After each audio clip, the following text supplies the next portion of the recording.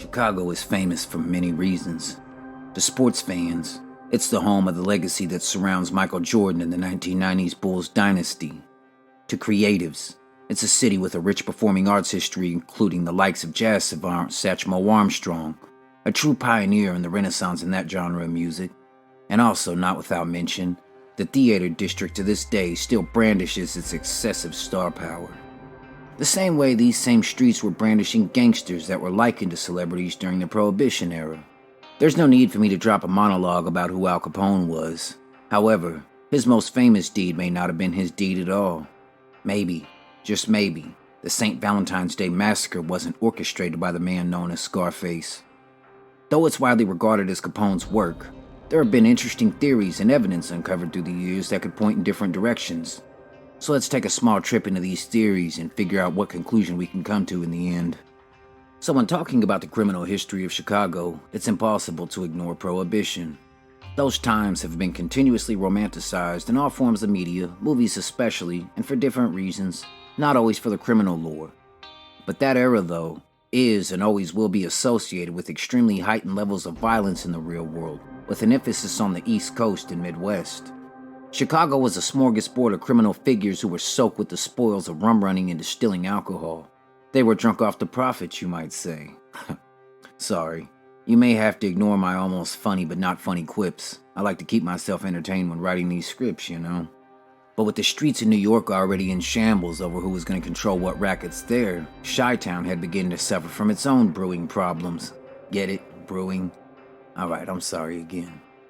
No, but seriously, the violence from Prohibition was a mainstay on the front pages of papers, being hustled by the boys always screaming to read all about it. Violence itself was as much as a known taboo as the alcohol the gangsters were peddling.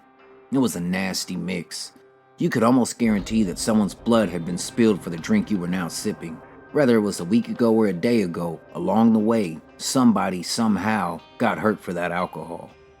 Let's move on to the supposed central figures of this tragic event. As most know, the massacre itself has always been linked to the bloody feud for control over the Windy City rackets between a one Bugs Moran and Al Capone, the latter being the one accused. However, the St. Valentine's Day Massacre is actually an unsolved crime to this day. There was never enough evidence to charge Capone, let alone to get a conviction for it. There doesn't even seem to be anything to directly link him to the crime in any aspect, not outside of someone just pointing the finger at him. And with that, we'll jump into the first theory not involving Capone. So for context, on February 14th, 1929, in the early morning hours, it was alleged that what looked like a Cadillac pulled up outside of the garage where the massacre occurred, and that a couple of men dressed like cops as well as a few others got out and proceeded to go into the garage. And inside were Johnny May, Frank and Peter Gusenberg, Albert Kachalek, Adam Heyer, Albert Weinshank, and Reinhard H. Swimmer, whom were all associates of the Moran gang, both criminals and civilians alike, as Johnny was just a mechanic and Schwimmer was a doctor. The criminal associates of Moran that were present had guns, but strangely, they were never drawn, which was credited to the arriving assailants dressed like cops. The assailants pulled out a shotgun and automatic weapons as they placed the Moran associates against the wall before executing them. People nearby heard the shots before seeing the assailants fleeing the scene in the earlier mentioned Cadillac. A neighbor decided to approach the crime scene and found Frank Gusenberg still clinging to life while the other men were all deceased, even though he himself was suffering from 14 gunshot wounds. Soon, policeman Thomas J. Luptis arrived and asked Frank who did it, and before he was taken to a hospital where he died, he told Tom Loftus that cops did it. I know the details seem the same so far, as cops or men dressed as cops were always fingered as being triggermen responsible. But here's where things take a turn. As known, Capone was down south in Florida at the time of the shootings, where he was actually meeting with a prosecutor. Maybe it was an alibi and maybe it wasn't, but what we do know now is this. Back north in Chicago, U.S. Attorney George E.Q. Johnson was a bull leading with his horns while going after Capone.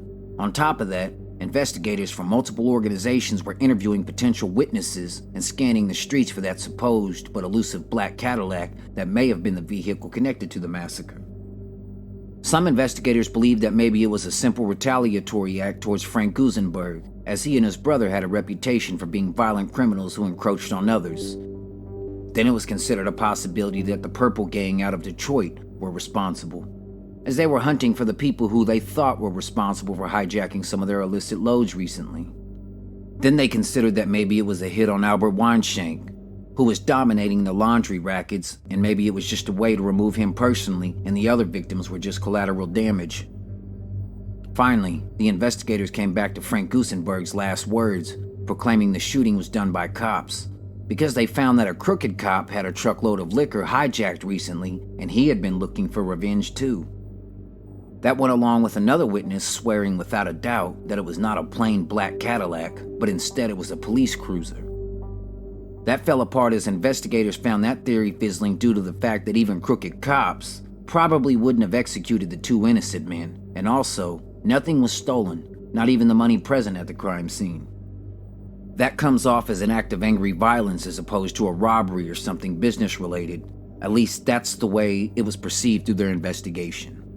With dead ends in the St. Valentine's Day Massacre investigation and in generally prosecuting Capone, the pressure was beginning to mount on A.G. Johnson, and the pressure was coming directly from none other than Herbert Hoover.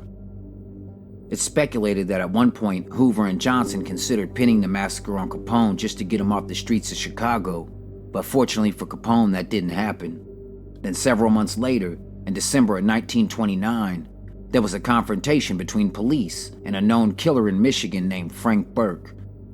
Burke wound up taking the life of a police officer during the encounter, but he was able to evade capture, and during the search for Burke, police located several arms and ammunition belonging to him. Among those weapons, police eventually found ballistics from some of those guns matching the same weapons used in the massacre. However, Burke never admitted whether he did the deed for Capone or how long he had the guns, and so he was never charged with anything related to the St. Valentine's Day Massacre. But he was charged in 1931 for the death of the earlier mentioned officer.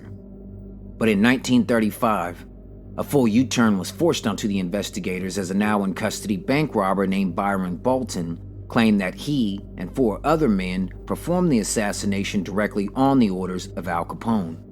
But baffled again, the evidence didn't add up from Bolton's story, as he was likely just trying to reduce his sentence for robbery by claiming Capone was guilty of the crime. With most hope lost, there was eventually a discovery of a letter written by Frank Farrell. He was writing to J. Edgar Hoover in response to the ongoing coverage of Byron Bolton's story about Al Capone being the orchestrator of the massacre. The letter claimed that Bill Davern Jr., the son of a policeman, was shot during a confrontation at a bar. Davern Jr. made it to a hospital where he was able to survive for a few weeks. During his time there, he told his cousin, whom he was incredibly close with, that the men who shot him were Frank Gusenberg and his associates. He didn't specify who shot him directly, and maybe he just couldn't. William Three-Fingered Jack White was Davern Jr.'s cousin, and he was a criminal with a horrid reputation, and the letter states that he vowed to get revenge for the death of his cousin. That answered the question as to why the criminals didn't try and fight back or pull out their weapons.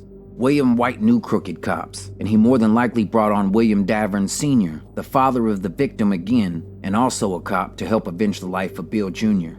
White was eventually arrested and began cooperating, and there are rumors that the investigators eventually found out that William White and William Sr., as well as another cop, were guilty of the massacre, ultimately leading them to protect their informant and fellow police officers, altogether pushing it under the rug and allowing Al Capone to take the blame from the media's perspective. Personally, the conclusion I have is that William White and the actual cops committed the crime. I know this crime is infamously tied to Al Capone. I know the signs point in the direction of the street beefs between Capone and Moran at the time, but it's hard to believe that even back then, the massacre of 7 men, including 2 innocent ones, would go unsolved, especially when you factor in how pressure was pushed down on the Attorney General, and you also have to think about Herbert Hoover's reputation. It's hard to fathom that those 2 men, prominent in their positions of power, would allow a notorious killer and gangster like Al Capone to continue living life in the free world after an execution that dominated the public's imagination. I obviously don't know, but I like the last theory. I genuinely enjoyed researching this because I was unfamiliar with the theories that surrounded the case. I was oblivious to them, as I was under the same impression as a lot of folks that Capone was guilty, but just never charged. I know Frank Burke was caught with weapons tied to the crime, but that happens to this day, as guns are easily trafficked between crimes. Ultimately, The St. Valentine's Day Massacre carries some mystique the same way that Jimmy Hoffa's disappearance did, at least in my eyes. I enjoy mysteries, especially ambiguous ones. On one hand, the lack of closure can be frustrating, but at the same time, it always leaves even the slightest bit of wavering hope that a new truth may find its way to the surface of public view. We can only hope though, right? As always, I appreciate you joining me on another journey into the world of criminal figures. Though this story never had the chance to end with a definitive answer, the speculation of these theories will only add to its legend. So please, let me know down below what theory you believe, whether it be the one favoring Capone's involvement, or maybe you believe William White was simply avenging his cousin. Please like, subscribe, come back soon, and most importantly, have a great day.